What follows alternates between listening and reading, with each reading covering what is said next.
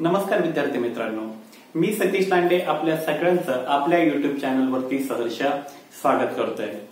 विद्यार्थी मित्रांनो, 2024 आणि 25 ची संच मान्यता करण्यासाठी शासनाने संच मान्यतेच्या निकषांमध्ये बदल करणारा जो GR निर्गमित केला तो GR 15 मार्च 2024 रोजीचा। हा GR निर्गमित केल्यानंतर या GR मध्ये जे काही निकष आहेत संच मान्यतेचे, या निकषांमुळे अनेक शिक्षक अतिरिक्त ठरतील। ग्रामीण भागामध्ये ज्या 6वी ते 8वीच्या शाळा आहेत या शाळा बंद पडतील, किंबहुना या GR मधले जे काही निकष आहेत ते सर्व निकषांमुळे शिक्षक अतिरिक्त ठरण्याचं जे प्रमाण आहे ते फार मोठ्या प्रमाणात शिक्षक अतिरिक्त ठरतील। यामुळं अनेक शिक्षक संघटना हा संच मान्यतेचा जो GR आहे हा GR रद्द करण्यासाठी कोर्टामध्ये गेले। आणि आपल्या सगळ्यांना कल्पना असेल की या याचिकेची जी सुनावणी आहे ती मुंबई हायकोर्टामध्ये सुरू आहे। 9 जुलैला या केसची सुनावणी होती आणि सगळ्यांचं लक्ष या 9 जुलैच्या सुनावणीवर लागलेलं होतं। म्हणजे आपल्या सगळ्यांना अपेक्षा होती की 9 जुलैला या केसच्या संदर्भामध्ये काहीतरी ठोस निर्णय येणं अपेक्षित होतं, पण दुर्दैवानं तसं होऊ शकलेलं नाही। आपल्याला माहित आहे की 9 जुलैची सुनावणी त्या ठिकाणी होऊ शकलेली नाही आणि मग पुढची तारीख कधी मिळेल ही आपल्या सगळ्यांना उत्सुकता होती।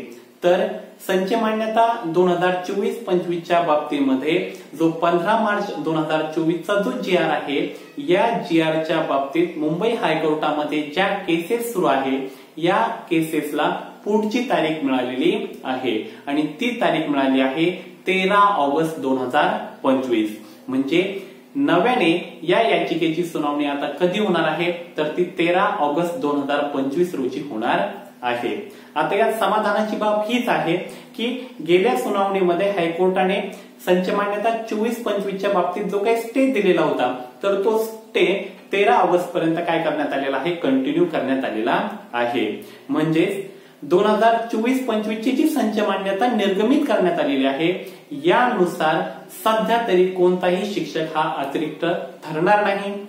तसेच जे काही शिक्षक अतिरिक्त ठरलेले आहे त्यांचं समायोजन 13 ऑगस्ट पर्यंत तरी होणार नाही, कारण पाठीमागच्या ज्या सुनावणी झाली होते त्या सुनावणीमध्ये मुंबई हायकोर्टाने स्पष्ट स्टे देताना सांगितलं होतं की या संच मान्यतेनुसार कुठलाही शिक्षक अतिरिक्त सध्या ठरवू नका, कुठल्याही शिक्षकाचं समायोजन करू नका किंवा या संच मान्यतेनुसार कुठलीही नवीन भरती करू नका।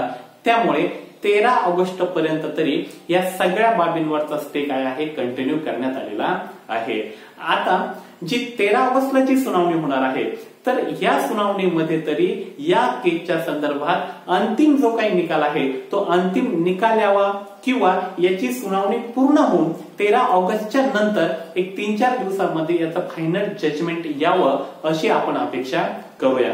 कारण काय झालेलं आहे, आता आपण 2025 मध्ये प्रवेश केलेला आहे, म्हणजे आता सध्या 25-26च्या संच मान्यतेची कार्यवाही होणं अपेक्षित होतं, पण 24-25च्या संच मान्यतेवर स्टे असल्यामुळे या ठिकाणी 25-26च्या संच मान्यतेला सुद्धा काय होणार आहे, उशीर होणार आहे।